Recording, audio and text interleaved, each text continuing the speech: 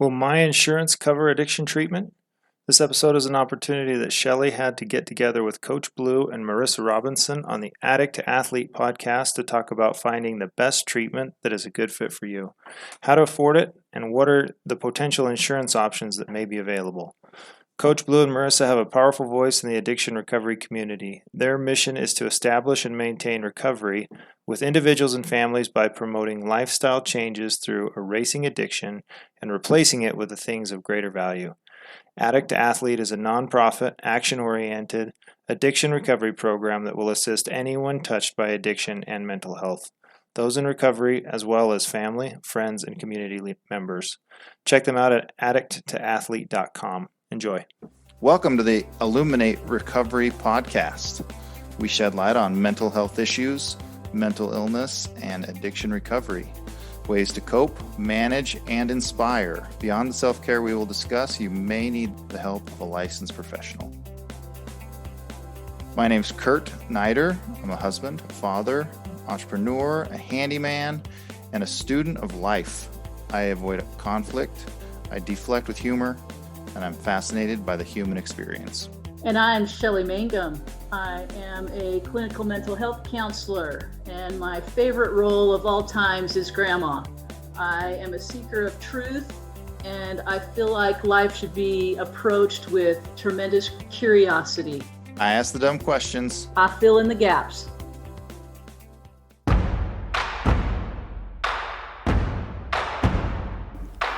Athletes, take your mark, get set. It's time for the Addict II Athlete podcast. Hey everybody out there, Coach Blu Robinson here. I want to give everyone a special thanks and shout out for downloading, subscribing, and really sharing this podcast with anyone who might be struggling with addictions, mental health, or anything that you might feel could benefit them. We do a lot of podcasts on a lot of topics, and our athletic director, Marissa, has taken a lot of time to put these on our website, AddictIIAthlete.org.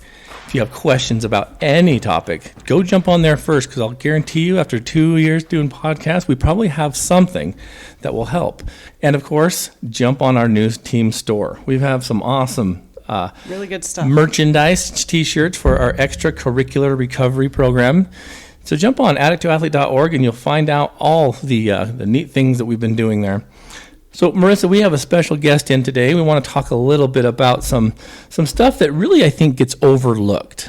Why don't you introduce our guest today, and we'll jump head first into this topic. All right. So we have invited Shelley Mangum here from Illuminate Billing. I've worked with her 3 or 4 years, and she has great understanding of rehabs and insurance, but also the clinical piece, which I love, because you are a therapist as well. Is that right? Yeah, that's correct. I'm a clinical mental health counselor. I actually started my internship at a substance abuse treatment here locally in Utah, and so that's where I started. Well, it wasn't the first place I started, but I started in residential treatment before coming to Illuminate. Awesome. So if you wanted to share a little bit more about your experience and your background on how you know about the topic. So the main topic we want to cover is like, how do you find a good rehab? What do you know when you're looking at substance abuse treatment and, on the insurance side, as well as how to find a good one that's because the costs, they vary so much, and you want to be able to get the best, bang for your buck, literally. And so I think Shelley can help us all kind of navigate some of the stickier parts of trying to pay for and even find good treatment and good help, because if you're investing that much time and energy and money into it, you should probably go for something that's going to really help your family and not put you into bankruptcy court. Yeah, absolutely. And it's that's a loaded topic, and so maybe we'll have to just address a few different pieces of that. I will tell you that I've been with Illuminate Billing, and we advocate for people that are in substance abuse and mental health treatment, which means we work with the insurance companies. We're the go-between. And so we see all the clinical information for clients, and then we relay that information to the insurance companies to get them authorized and paid for their treatment. Mm-hmm. Because that's the last thing someone in treatment wants to have to worry about, is how they're going to pay for this, for getting better. They need to focus on getting better, which is why our service is so valuable to a lot of facilities.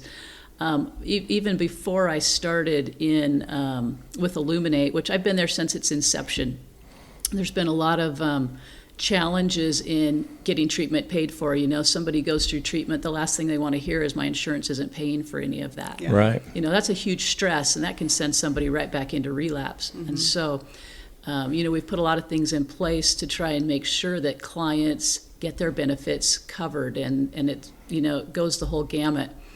I will say that coming into this industry, you work with some of the best of the best, and some of the not so best, right? Yeah. Some of the worst of the worst Yeah. I've seen, and it blows your mind, because there can be a lot of money in recovery. Yeah.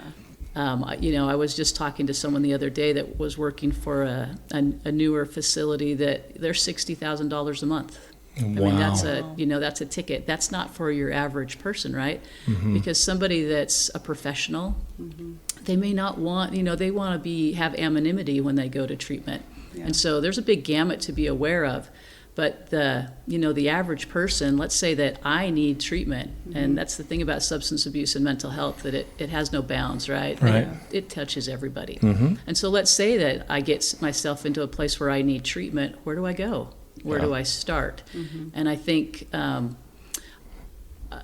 it's hard because someone in substance abuse has often alienated all those that are close to them. Right. And so who do they talk to and who do they trust? It's a pretty tight community, and so people who are actively in their addiction typically have others around them who maybe have gone to treatment. And you may or may decide that if they're still active in their addiction, that may not be the treatment program that you want to go to, but that's not necessarily true. And I think, I think that there's a lot of questions you can ask yourself about what kind of treatment I should go. Should I get residential treatment? There's a lot of controversy over whether someone should go into residential treatment where they live there and are there for a period of time. Yeah, like 24-hour daycare. Right, exactly. Or should they start outpatient treatment? Should they just do day treatment where they're there 5 days a week, 4 to 5 hours a day? Or even should I just go see a counselor? I know that I've, in my private practice, when I was doing private practice, I worked with an individual who had an alcohol drinking issue, all right, and she was struggling with that, and she was just a mom, she was had a career and was doing all those things, but was very clear that she was having a drinking issue, but she didn't want anybody to know about it. Right, and so that shame piece and stigma. The stigma. If somebody knows that. Then it's out and then it's real. Right. Marissa and I, about 2 years ago, when we kind of took over some management at a treatment center, we were getting coached by a very dear friend of mine, Coach Paul Jenkins, right? Live on Purpose. And he broke this down for us one day, and it made perfect sense. He said, as you guys are getting into this, he's like, what do you truly get paid for? And we went through all the aspects of the program, and we had some great things on the board. But then he circled 2 things: group therapy, one-on-one therapy. FaceTime. Everything else is just fluff. And it was wild when I started realizing, like, oh my gosh, are we spending enough time one-on-one individually, because they have all these other things. They've got rec activities, they've got personal meditation, all this stuff. He said, but you're only getting paid for 2 aspects. And it really kind of put in my mind's eye the importance of what we're really doing, right? You could have the most amazing facility, state-of-the-art gym equipment, all these amazing things, but really massages and really all that is fluff to get you in front of a therapist or counselor. Sort of.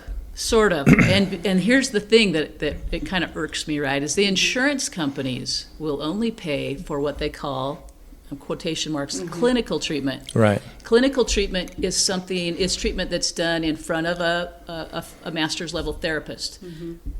Time in front of the doctor doing med management. It's also could be time in front of a SUDC, time in front of a rec therapist processing. right? But and any of those kinds of credentials, music therapy and art therapy, someone who's credentialed in that And licensed. you can get paid for that because you have a clinical director who can sign off and say, yes, this is part of their treatment plan. So there's more, but you cannot ignore the fact that there's a whole person standing in front of you. Right. And I mean, you guys run Addicts to Athletes. You know how important the exercise piece is. You can't ignore that. You can't ignore doing some of those skills training, right? How often does somebody come into treatment and has no idea how to even find an apartment or a place to life live and skills. sign a contract? Yeah, those basic life skills to take care of themselves. And so you can't ignore that stuff. Right. And so it's important, but yeah, will the insurance pay for it? No, Yeah. they won't. Yeah, see? And I think that's the dilemma. I really do. And I think, I don't know, maybe for to humor some of the listeners that don't know anything about what we're talking about, let's go over some of that, not just the criteria, but maybe even the levels of care, because it varies differently. Like you said, should someone start in residential treatment? Should someone start in outpatient? I have my own theories, my own ideas, but those are for another podcast. Let's start with, if you have a loved one who is like on the verge of maybe even getting to the point where death is imminent, and they get assessed. Everyone starts with an assessment, right? Marissa, you do assessments. What questions do you ask, and how do you place people? How do we place people? So a lot of times, sadly, it's kind of subjective. I wish there was better assessments to say ABC equals D. But there's not. So a lot of times... Information gathering. Yeah, and I try to do my best to be very, what is best for the client and not, addressing, which a lot of facilities, they'll say what is best for us. If we say that they need residential care, then all of a sudden we can get a lot more money than if they need outpatient care. So I think it's really being careful on who does the assessment when you find out, are they a licensed professional? Do they work for the facility? There's going to be some, double-sided issues there if that's where you're at, rather than getting just a very general, this is what's happening. But you start with... a non-biased assessment, is that what you're saying? Yeah. But starting with, what substances are they abusing? How often? How long have they been abusing it? How is it affecting their life? And then you go through multiple things, is housing an issue, job and employment, transportation, are all of these things, and, kind of rating them, and, issues of, is there potential for relapse? Is there serious potential for relapse? What's their support system at home like? And within the last several years, we've created this new scale to rate people. It used to be part of the the DSM coding and whatnot, but now it's turned into the ASAM, right? The ASAM dimensions. The ASAM criteria. So if you're looking at someone that's using to a point where death and all kinds of crazy things, even pregnancy, IV heroin use, and it looks as though they're going to be needing some bigger eyes on them, they typically range higher on the ASAM scale. So Shelley, if you can, talk a little bit about the ASAM scoring so that the people can be aware of what it is. Like the higher, like the 3.5, I think, is residential. Right. There's even higher than that, which is like hospitalization. Yep. So once you get an ASAM score, because everything that Marissa does on the assessment pulls information to score, and it really is by self-reporting. There's not a lot of like medical testing or anything. It goes by verbal communication, right? Right. Well, and here's the beauty of the ASAM is that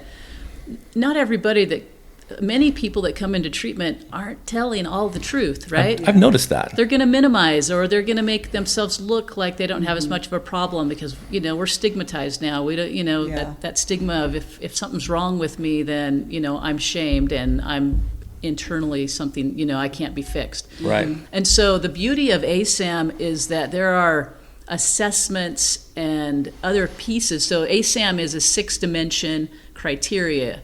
You're looking at what are their withdrawal symptoms. And then that's probably what the insurance is going to look at the very most is, are they withdrawing? Do they need medication to withdraw? And that monitoring, and is the drug of choice such like alcohol or benzos, to where they're really going to have an adverse effect during their detox. They could die during detox. So we're going to be looking at that. And there are assessments that you can utilize, which I think are really important. CWAS score and the COWS score, one's for alcohol, one's for opiates. How severe are their withdrawal symptoms? And this requires, you might think that you're prompting a client, and this is really tough because the client has lived with that kind of withdrawal a long time, right? Yeah. And they don't understand just how uncomfortable they are and how sick they are. They don't recognize what normal is. Correct. So when you ask them, how's your sleep? They're like, good. Okay. So I usually will have to get really specific. How many hours do you sleep? Yeah. Do you wake up and feel rested? Because they haven't slept, or they have because they've passed out from alcohol, but they don't wake up and feel rested. They've forgotten what normal is. It's exactly true. And so there's some education that has to happen there and the CWAS and the COWS score really has some very specific identifiers that they can't hide. Their blood pressure. Right. Yeah. Do they have goosebumps? Their tremors. Are they tremoring? Are they sweating? Are they having dreams at night about using? All of those kinds of things that they can minimize some of it, but some of it you see, it's visual. Right. Yeah. Right. And so you take away some of that part of it. The subjective, the subjective part. The next level is the medical piece, which means you need a doctor. Have they seen a doctor, and has a doctor passed off that they are even fit for treatment? Right. Because there's times that a client will come in for residential treatment and they need detox. They full on go into a seizure or something like that. Has a doctor assess them? That's an important piece, and there are medications to help ease the discomfort of and how withdrawal. close is that are the medical professionals? There's some residential treatment who offer an MD and a doctor, but they don't live there. They're not there close. They don't have a 24-hour nurse. Right. So and often, if they need some of that, they're going to need a higher level of care from detox or a hospital. And where often they have that doctor 24 hours. is doing 4 or 5 different treatment centers, and so sometimes there's a little bit of a delay there too. Yeah. That's true, and it can be challenging. And the other challenge for a residential treatment center is how do we pay for a doctor to be there 24/7? Yeah. And now here's something else to keep in mind is that residential treatment is not a medically managed level of care. 3.5 is a clinical managed level of care. Yeah, which it's is right means- there on which is the when it's on the line, border, right? Because Yeah. if you go up to 3.7, that's medically managed. That means it does have to have a doctor. It has to have a nurse 24/7. Yeah. Those facilities, if they're at least JCO accredited, right? There's accrediting bodies that make sure that their policies and procedures are effective. That they're required to have a plan for treating somebody that has a medical seizure or a medical issue. Yeah. So you might want to know, what's that plan, right? Because It's a good question to ask. what do you have an RN during the day? It's starting more and more to where good facilities will have RNs during the day, and if they're contracted with insurance companies, they're requiring it. They're requiring some sort of an LPN in the night and RN during 8 hours during the day. So we're starting to see that become more and more of a thing. Right. And so listeners, that's one of those boxes to check is what is the medical availability in a treatment center that you're getting? Is it a contracted doctor? Is it a nurse on site? Is it a combination of both? These are great, it's great information for people to start looking right now. So that was the thing, Shelley, that kind of was interesting to me. When I worked at the county, it was very different. We were outpatient, our residential was over, the government, right? And so they had all this stuff. When I got into the private market, I didn't realize, I'm not going to say shortcuts, but just some of the things that were just not considered, like the doctor on site. The other thing that I was kind of curious about is when they combined mental health and addiction and then put it into that medical model, that means that even us as therapists need to report on medical issues. Is this person sleeping through the night? So night watch as you're going through. Is this person restless? And so many things. I noticed so many times that when they'd go in and do room checks, they would just make sure that a body was there, right? And they weren't trained on how to look for that kind of stuff. And so really a lot of stuff we were just, again, going off the fly. But the thing that bothered me was that we had to chart more of the bad than the good. It's all in how you write it. I did, it's to a point where I'm thinking, all right, we've got to be careful with this, because when this person is medically sound to go, but mentally and emotionally not. What do we do, right? Because that's where the step down process comes, you know? And so I know the research about the longer in residential, the better you're going to do. But is that really true? Because I think the sooner you can get them back in, you know, to society with their families within that system, with some good help, some good monitoring, support. Maybe even like at a level, what they call it, PHP, right? Where it's, PHP stands for? It's day treatment. Day Partial treatment. Hospitalization is what it stands for, but it's really day treatment, same. Like a 9 to 5. Right. So you're moving from residential, which is 24/7, down to that PHP or into, you know, IOP or GOP, intensive outpatient, general outpatient. Yes. I just think there's so much variation there, because really we're now looking at medical stuff, and medically, you know, after a few weeks, you know, they could be detox, they could start doing okay, but emotionally, mentally, they're not there. Right. Well, and that's a great question too. It's something that when I read the documentation that comes in for a client, I often look and go, why isn't the doctor or the nurse assessing for these medical pieces, their appetite, their their sleep, and how they're feeling, and are they having dreams, right? Somebody needs to be assessing for that, and it ends up falling on the therapist, who isn't. That's not your field of your scope of practice, or right? it's on the psych techs, just the regular general staff, who many don't have any education or training. Or maybe new in recovery themselves in a lot of cases. Exactly. They don't know what to look for, and so it's an important piece, because the insurance companies are looking at the medical piece, right? And that client is a person, and if we're not addressing the medical side of the client effectively, then we're really not doing our part. And then you can focus on the mental health. Here's the thing that I don't see happen very often is a client will come in, they'll detox, they'll get into that better space, but then we can tell right up front that it's mental health is really the thing that's driving the substance abuse. And what we don't see is the treatment plan shifting. We don't see it shift and show, hey, they're more stable now, but now we're going to address the mental health that's really driving this, and here's the elements.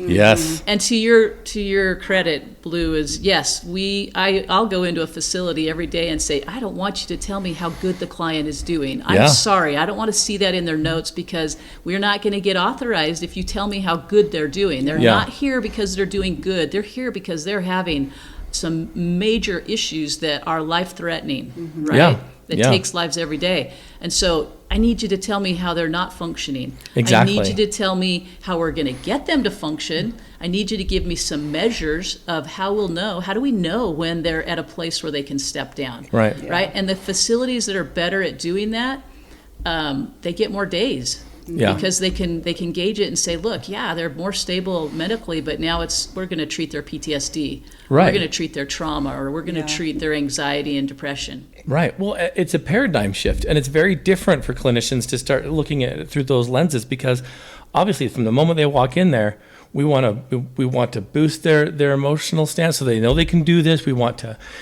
praise them and all this kind of stuff. And so it really is, we don't want to keep chopping at the tree. We want to start to let it heal.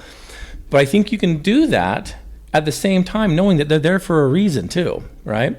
And so I think part of that, when we get caught into us being that clinicians, being doctors and all this other stuff, the hardest thing for me was when I had to do a call with the doctor and insurance company. There was one time when I had to make a call. I can't remember what you call those. So when the therapist calls the doctor, like a peer-to-peer, where you got the medical doctor. Oh, Shelley, there's not one time when I didn't sit on a peer-to-peer, and I'm like, if we discharge this person right now on New Year's Eve, they will die. And I remember this one client, and I was like, and I had so much to go over. Really good evidence, but it was no medical. And so on paper he'd been there for 65, 70 days, and they're like, well, medically he looks fine. And every time they would let him go, and it took me a while before I realized they're not looking for what I'm doing in my office. They're looking for what's going on the rest of the time. The medications, are they working? Sleeping, all the stuff that they can measure. Yeah, that's exactly right. Is the insurance wants measures, because everything that you tell them is subjective. Their mental health, that's subjective, and they're not so sure that somebody should be in treatment in RTC treatment or residential treatment for just a mental health. And I say just a mental health, right? Because because that's severe. They want to be, if you're going to be in residential, you better be suicidal. Mm-hmm. You better not be able to function. You can't shower. You can't eat. You can't. Yeah. Right. But you're right. They're looking at those measures. Are you taking vitals? And do those vitals show, right? Because there's assessments that they're still detoxing because their vitals are over 80. Their pulse is over 80 and their vitals are elevated. Right. Things like that. But you can say, look, this person, they can't engage in a healthy relationship. They don't have a support network, but those things the insurance doesn't give a lot of weight to. Well, to a certain degree. I think insurance, because they've been medical for so long, and it makes sense because it's easier to understand measurable assessments and outcomes. Yeah. That's where they get stuck rather than understanding there's still issues with mental health where people shouldn't just be released all the time. Yeah. I'll probably kick myself for saying this, but to a certain degree, I know that the insurance companies to a certain degree are correct as well. Mm-hmm. Because what if we hold on to these guys for too long, right?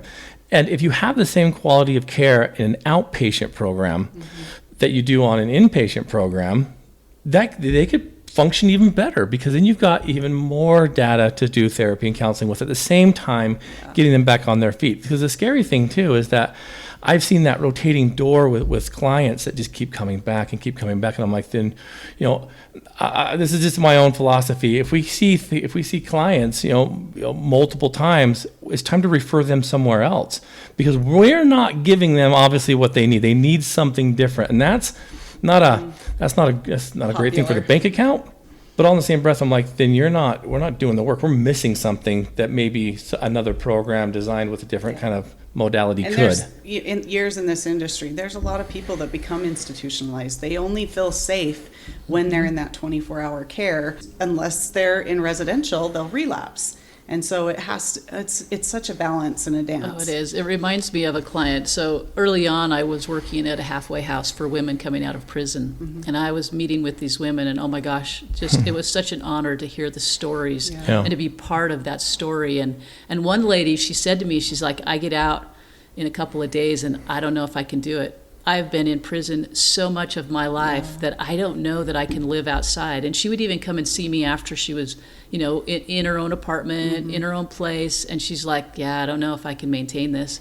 And she said, the sad thing is, my son's doing the very same thing. Yeah. He's following the very same path. And so it's a valid question. We institutionalized people before, a long time ago, years ago, and the idea is that we're not going to do that anymore because it's not healthy for them. And so it's this fine line of, when are they ready to go out and face the world again and still be in treatment, right? But they have to go back out because a residential treatment facility or environment is super protected, right? They have 24/7 access to people that are helping them and monitoring them, and it's all about recovery, and it's protected. And then I heard this said one time, this guy, he was put on the bus, he's finished with his RTC treatment, he was put on the bus and sent home, and the bus dropped him off in front of a bar.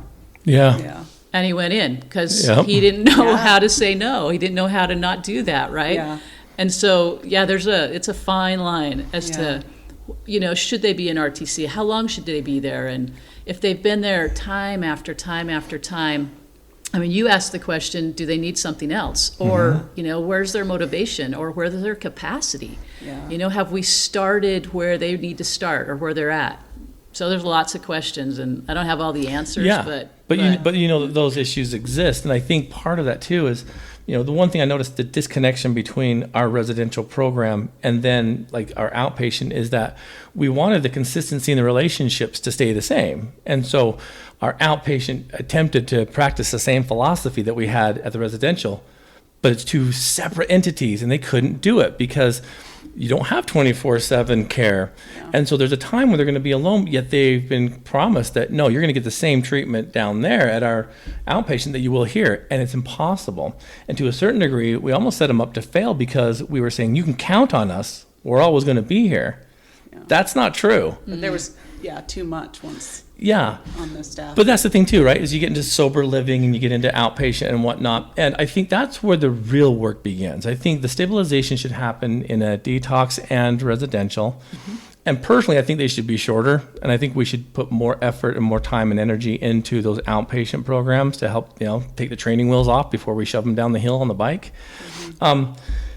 talk a little bit about maybe just the difference in time, because I wanted people that maybe have a loved one that is facing maybe court, and we know that court's going to recommend treatment.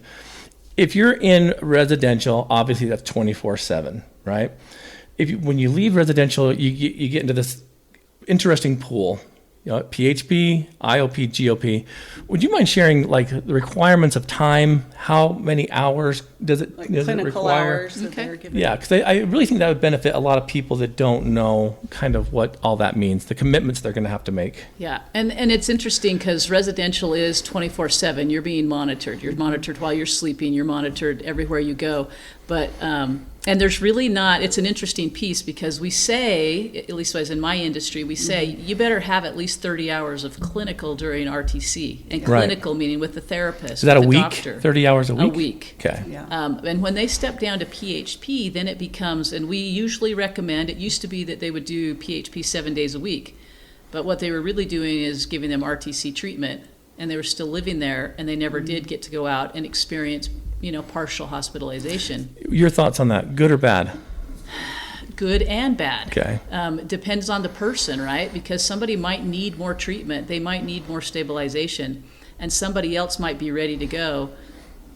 But which one? Which one is it? And I'll tell you right now, insurance companies have wised up to that pretty quick, and they call it stratification. And if they see that you're giving them 24/7 care at a PHP authorization, they won't pay for it. They'll ask those medical records and they won't pay. They want them to be moving forward. They insist that they be moving forward, so they've just said we're not going to pay for that. So they're monitoring that, they're watching, and we will often recommend to a facility, please just, even they can reside there. The insurance company cannot tell them where they live, but you have to let them leave. Have you freedoms. have to let them experience life and then come back and Go say, have wow, this is trials really and hard. triggers and cravings and come back so we can Exactly. work through Go it. get a part-time job. I mean, some of them have never really held a job for more than a month at a time. So go get a job, and now let's talk about the struggles you're having and at that this is job. a great time to start that. Yeah. And So- how many hours is PHP? So PHP Clinical is work. typically 20 hours a week of clinical. So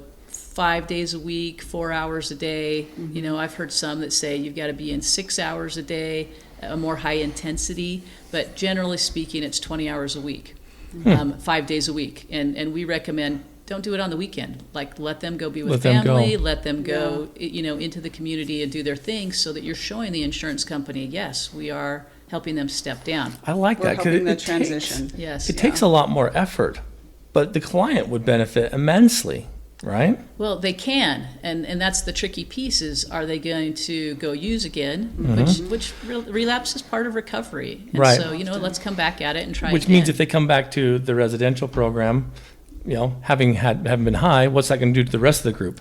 Yeah. And so typically what happens, they get kicked out. And it's like, oh my gosh, come on, right? Come on. Yeah. Well, and why do they have to step up?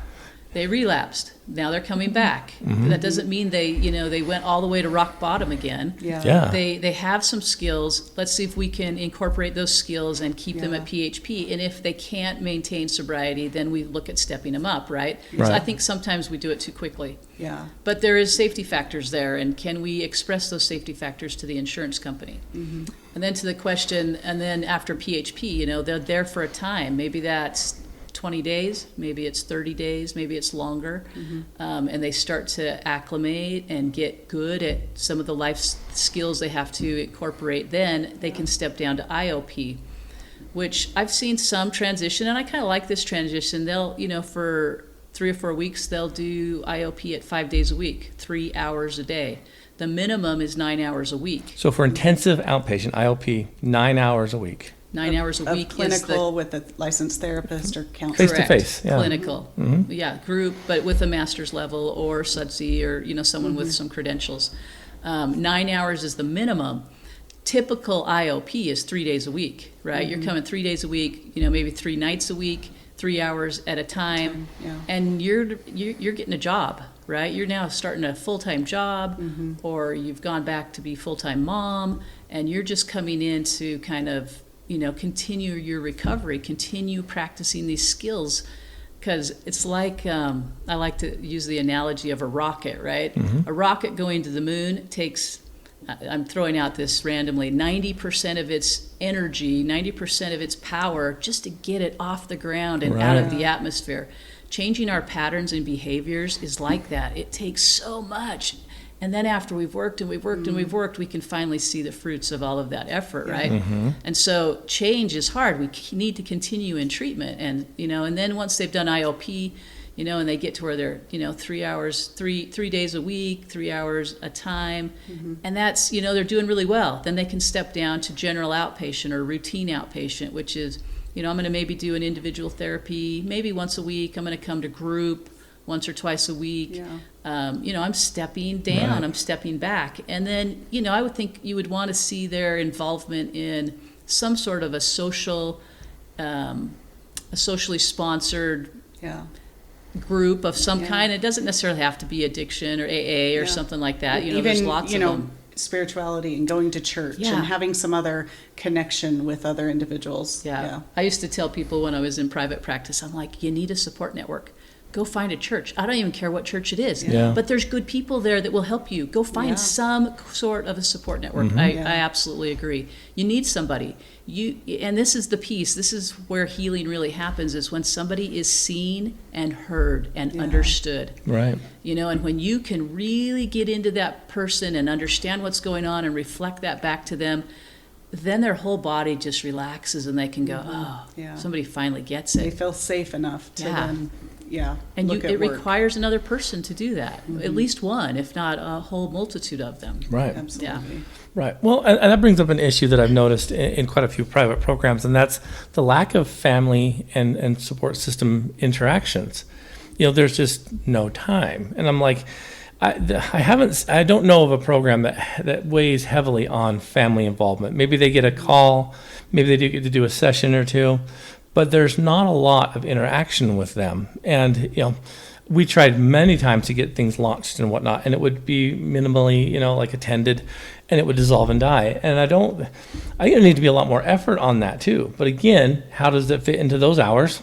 And is that the greatest bang for your buck? Because all that stuff takes a lot of energy and a lot of time, right?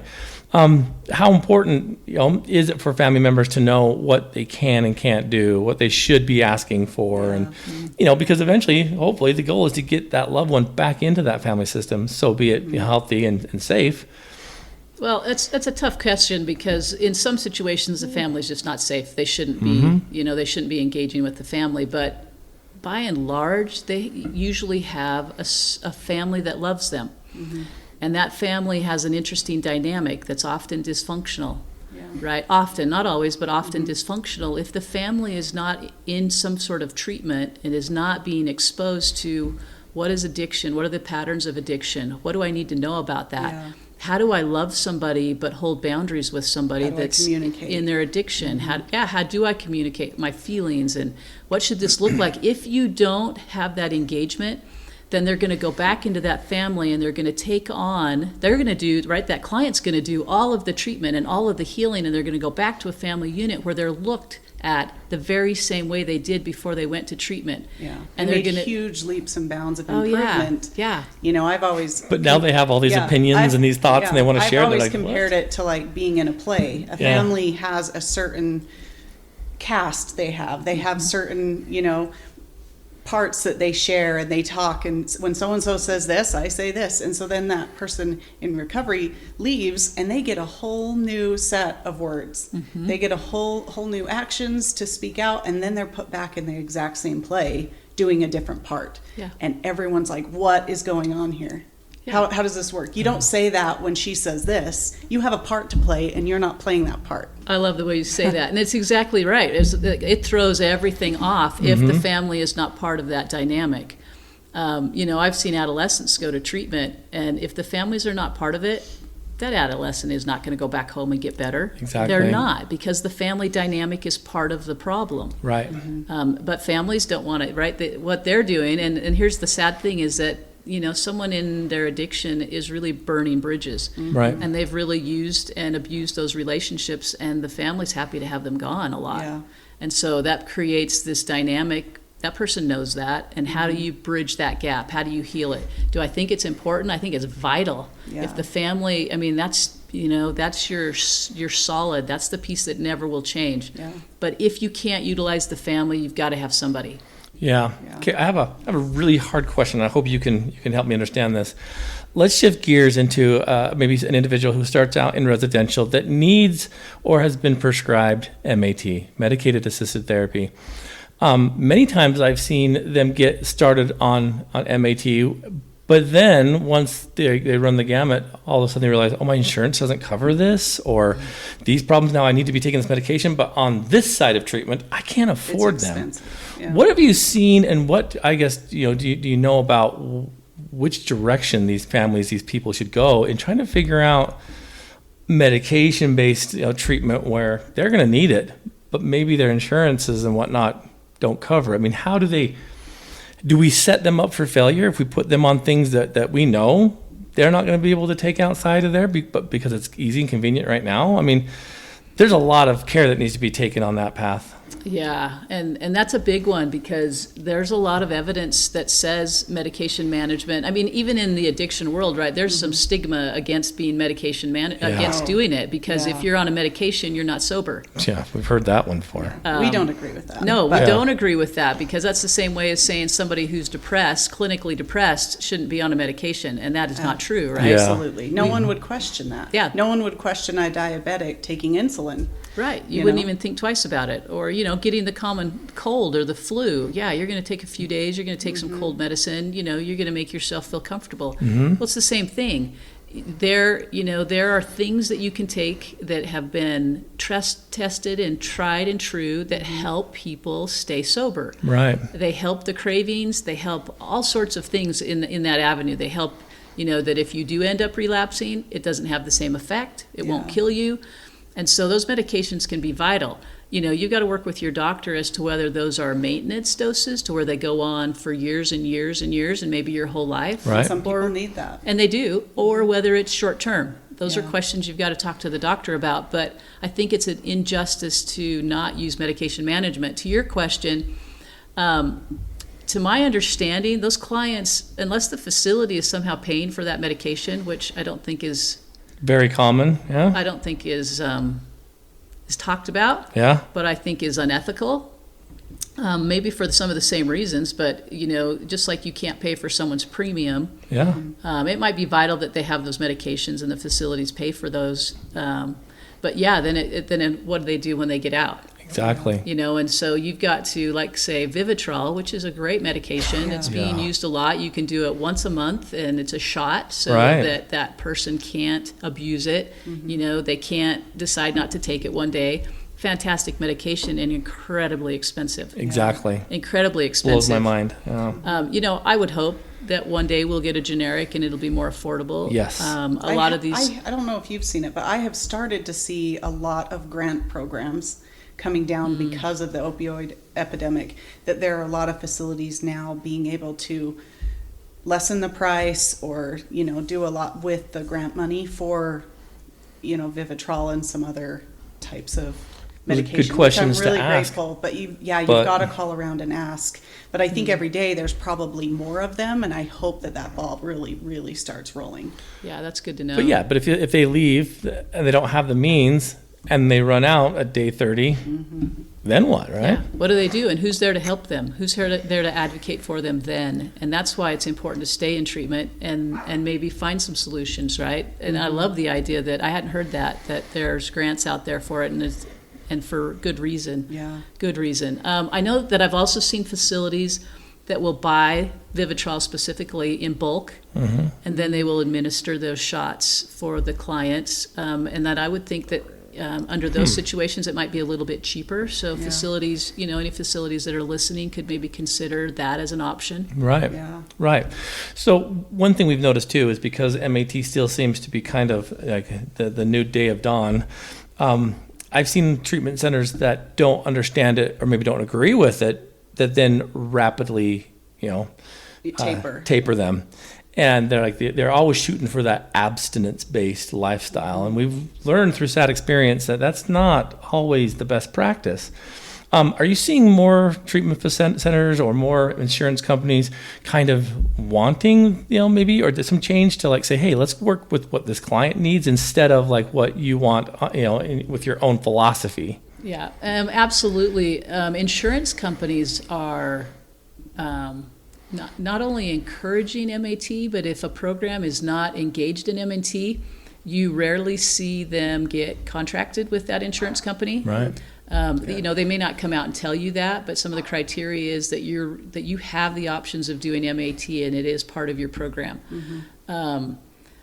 I will say that the stigma that is there about taking that medication is there. I think it's probably a money piece more than anything, because I do see some facilities engage in it, and I talk to a lot of facilities about they want to know that this client is seeing the doctor every week. Right. That doctor is doing something for those clients, right? If there is medication that can help them to maintain sobriety, then they need to be having that conversation, and it needs to be documented. Is the client denying it?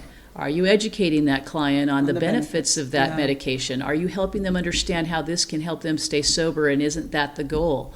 So that they can continue to function and continue in their values and quality of life. Absolutely. I don't see it being implemented as much as I would like to see it. Right. Yeah.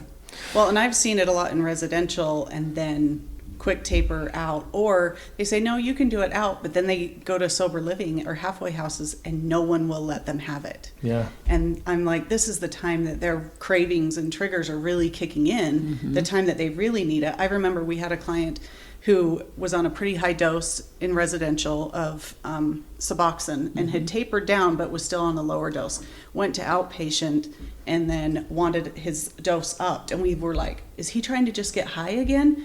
But now, years later, I'm recognizing, no, he was having tons of triggers and cravings. He's living life in frustration and stress, and that made perfect sense. Hopefully he was working with the doctor as to why he wanted his Suboxone raised, because that's a great time that may be necessary. Yeah, and I think something that gets missed a little bit is, so in a residential treatment, you've got a medical provider right there that sees the clients. Yeah. I think it's a mistake to not transition that person to a private practice person, to a what do they call it, primary care physician, their own physician. I agree. Yes, that they are creating a relationship with, that knows them long term, that's going to be with them long term, and that can help them navigate, this medication's really expensive, let's try something else. Yeah. And somebody that specializes in addiction medicine, right? That would be important. And so are we doing that, or are we keeping them with our medical provider, and how are we helping them? Because again, that's a life skill that they've never probably been exposed to. Yeah. Right. And they won't be able to stay with the facility's medical provider forever. Right. Because they don't typically see people on an outpatient basis, right? They're only seeing people in the treatment center. And so, I don't, and I granted, it's not something you write a note about. So maybe it's happening more than I'm seeing, but I think there's a gap there. Yeah. I've seen it firsthand, and it's always that way. And then there's that, understanding that if you move to outpatient, you can't see the residential doctor, but then where do they go? Yeah. Right? I mean, so it's like there's got to be more consistency. Look for one or the referrals to have a good one. Yeah. The medical model is an interesting one, and it's something that I think caught a lot of us off guard because we were so used to that traditional, talk therapy and just abstinence based, and if you mess up, you're out of here kind of stuff. Are you seeing some pushback from the industry versus some acceptance of this is the way it's going to have to be, or do you feel like no, it's pretty homeostatic? It's one and the same. No, it's being pushed all the time. I often will use the example of the medical field now. You've seen the medical field make a huge transition to where, I'll use this example. My daughter-in-law went in for heart surgery, open heart surgery, and there was a glass window and a computer booth right outside her door or her room. And that nurse sat there and watched her and recorded all of the things that were going on with her the entire time. Why did that nurse do that? Oh. So they could get paid. Yeah. Right? So the insurance companies... I've seen that. Yes. When Marissa had to go to the hospital last month, they had a little cart that pushed in with her, and all that girl's job was typing everything that was being said and being done. Take assessments, you're going to take, sometimes they come and do vitals, they'll do an echocardiogram, right? You are documenting everything that you're doing to prove that that person needs the care that you're providing. insurance companies are really smart. They've already done this before. We are moving towards that, and it won't be a total medical model because mental health is not medical, right? But there are medical aspects to it, and it's, really to do a good job, we've got to move into that space and understand the whole person. Right. It's all of those pieces. So you see that frequently because, again, one of your major aspects of the job is to read charting, to look at those medical things, to advocate for payment through insurance. I mean, you have, I think, the world's hardest job. People don't realize how difficult that could be. I can only imagine. Documentation is one of the things that every therapist and counselor, everybody hates. But it is the absolute most critical aspect of that whole experience is to, if it hasn't been written, it never happened. Even if you had the most amazing breakthrough, correct? It doesn't matter unless you write it down. Yeah, well, it doesn't matter to the insurance because they're just looking at what are you doing? Have you documented it? And the interesting thing is when I went through school, and Blue, you tell me when you went through school, did they teach you how to do notes? Did they sit down and say, these are the things that should be in your notes? And if they did, it might have been 1 hour class. Yeah, it was a brief discussion about soap notes. Soap notes, right. And it's like, what's a soap note and why am I writing it? Yep. And because we were handwriting everything, we tried to really minimize it all. Right. And here's what I'll tell you is you don't have to write a lot, but you do need to write the most important pieces. Like this client cannot sit still. They cannot sit in therapy and manage their anxiety around any topic that brings up emotion, right? And so that's pretty simple. We touched on this topic. Client was reactive. Client started, walking around the room and pacing and was shaking and, right? That's it. Yeah. You don't even have to write what you were talking about. Yeah. But you do have to write the reaction of that client so that you can show they're not stable. Right. They might be, going and talking with all of the other clients and they seem happy and all the staff is writing, client did really great. But the truth is they're not. Or they're coming to therapy and they really are scared and you can tell they're scared. I mean, things like that. You're talking about the symptomology that you see and the behaviors that they have. Right. And most people are never taught, most therapists are never taught how to document like that. Absolutely. Yeah. Absolutely. I have a question. A lot of, clients, patients, or family, they pay the premiums to the insurance company. How much clout, how much hearsay, how much do they have to be able to contact the insurance company themselves? A lot of them, they don't know what it is, so they just leave it up to the facility. But I know that there's probably some things that they can do. They call in and say, I'm paying you. What are their rights with some of that? That's a great question, and it's a fine line. Yeah. We've kind of, if you've got a client going into RTC treatment, it's not a good idea for them to call their insurance company and advocate for themselves because if they can do that, they probably don't need residential treatment. There you go. Good point. Right? Because the insurance company has now got this client on the phone and they're functional. Yep. Just like clients that think they can go to residential care and they try to detox and taper at home. Yeah. They want you sick. Sadly, it's so true. Yeah, they tapered, they detoxed at home, and now they're coming to treatment. And they're like, but they've already detoxed. They've been sober for 5 days. They can do that at home now. They don't need residential. Right. Oh man, catch-22. Yeah. It is. So it's kind of tricky, but oh shoot, what was the question now? Well, even just asking for maybe more care, can they call the insurance company themselves and say, I know I'm unsafe? Or can a family member who's on the policy? And typically we'll have family members. It's not a bad idea to have family members call. It's a different scenario, and some insurance companies will really listen, and some insurance companies, it doesn't really matter. But when you can talk to the member side, so we always have to talk to the provider side of an insurance company. When a member calls, they talk to the member side, and those, they value their members. They want to keep their members, and so they certainly have advocates for them. They have people that will help them. It doesn't always help the cause, but it sure can, and I've seen it turn it around in some cases. So yes, I think it's a good idea for them to advocate, but then again, do they know what they're asking for? Yeah. Do they know what language to use, and are they going to make it better or worse? Right. Right. So it's in and of itself, it's kind of an obstacle course trying to make it through without getting too damaged, because if you say the right thing, there you go. If you say the wrong thing, you could be down in a hole that you'll never get out of. Yeah, because they don't forget. They record every call, just so you know. Yeah, absolutely. Well, it makes sense. I mean, they're in the business to try and keep money, not give it away. Right. So I think that's important too then, because, you're telling me that there's programs out there that could charge upwards of $60,000. Yeah. With insurance or without insurance. I've seen that before, where people walk through the door and the first thing they're like, hey, yeah, we can help. You got the right insurance, but now, let's divvy out that $6,000 to get you through the door. Yeah. People just don't have it. Well, they don't. And here's the great thing about that. And that program that was $60,000, that was cash pay. Those people are coming in with cash. They're not using Don't need insurance. They don't. Yeah. So I can't even imagine. Yeah, that's not my world. But people that have deductibles and co-insurances, most insurances have that, right? That's the patient's portion that they need to be contributing. There are situations where a facility can do a hardship letter, and they can show that that person has no finances. They can't possibly cover that. The family can't cover that.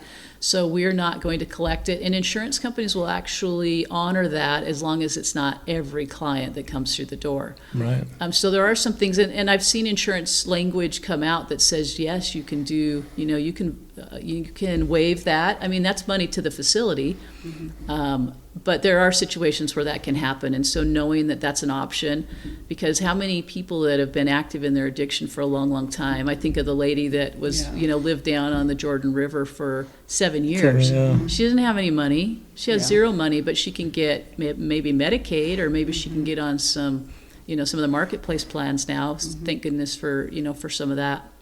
Yeah. Well, we were in the industry when a company was giving out lots of treatment, and they had to roll back. And it was interesting because I think it also exposed some overdoing it. Everyone all of a sudden that had this plan had treatment, and it pretty much, but I don't know if it bankrupted that insurance company, but it got close because everyone had this insurance and they paid pretty well. So I'm thinking wherever there's money, there's also the potential for abuse. And so we've got to teach these clients, these families, to do their research, right? Sadly, Googling things it's not where it's at anymore. Really safe. With programs paying, like for ISO to get their websites up there, and for this new legit script thing that's supposed to be the gatekeeper. It's all about money. You've got to do boots on the ground. You've got to go check these things out and ask some of the hard questions. Does my loved one have access to their chart? Can they see their treatment plan? How often is it reviewed? Like all these things, right? It's a steep learning curve. Well, it is, and I think it's interesting because we know that the best treatment is engaging the client. Right. What is the client's goals? If you're writing a treatment plan and that client didn't have anything to do with that, how is that helping? Exactly. How are they even going to know what their goals are for treatment if they're not part of that process? And I know it's harder because they may not know the answers, but to be able to dig deep and sit with them, and where are you and where do you want to be and what does that look like? Because it's pretty clear, a treatment plan that's written by a therapist and a treatment plan that's written with a client. Yeah. It's night and day difference. And it makes a huge difference on their full outcome. A lot of facilities, I think, they have in their mind how they want clients to leave, and many are that 100% abstinent base. They have a job, but maybe that's not what the client really wants. Maybe happiness for them really is, on MAT. They're doing harm reduction, that they just get a part-time job and live at mom and dad's house, and that's okay for them. You need to find out what do they want, meet them where they're at, and go from there, instead of what you think the ideal perfect. Well, that's a pretty utopian idea, though. I know. That's because, again, every program has their own niche and their own, like I guess, term for success, right? Yeah, but it should be client-centered, absolutely. But there's so much more meat on that bone. I hear what you're saying, but I think as we're getting close to the time here, I just think that they need to do more research. And how do they do research? What would you recommend for someone who just had a husband roll into the house and like, I need help? Where do they even start?